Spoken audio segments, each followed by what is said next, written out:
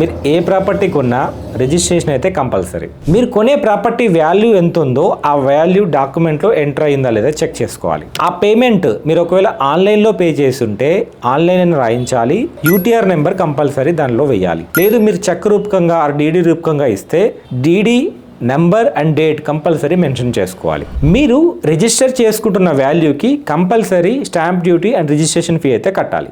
రిజిస్ట్రేషన్కి వెళ్ళడానికన్నా ముందు మీ ఆధార్ కార్డు, పాన్ కార్డు, సెల్లర్కి సంబంధించింది, ఎట్ ద సేమ్ టైం ఇద్దరు విట్నెస్లు వాటి ఆధార్ కార్డు తీసుకెళ్ళాలి. చాలా ఇంపార్టెంట్ది లింక్ డాక్యుమెంట్స్. మీరు ఒకవేళ లింక్ డాక్యుమెంట్స్ ఉన్న ప్రాపర్టీ కొంటే ఆ ప్రీవియస్ లింక్స్ ఒరిజినల్స్ అనేది ఓనర్ దగ్గర నుండి కంపల్సరీ తీసుకోవాలి. ఒకవేళ మీరు గేటెడ్ కమ్యూనిటీలో కొంటే మీకు చేసే డాక్యుమెంటే మీకు ఉంటుంది.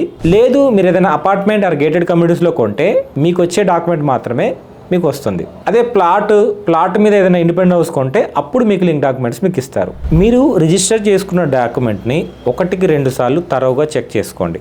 ప్రాపర్ లింక్ ఎస్టాబ్లిష్మెంట్ అయ్యిందా లేదా, బౌండరీస్ కరెక్ట్గా వేసారా లేదా, ప్లాట్కు సంబంధించిన ఇన్ఫర్మేషన్ కరెక్ట్గా రాసారా లేదా అన్నీ చెక్ చేసుకోండి. ఇలాంటి మంచి ఇన్ఫర్మేషన్ గురించి నా పేజ్ని ఫాలో చేసుకోండి.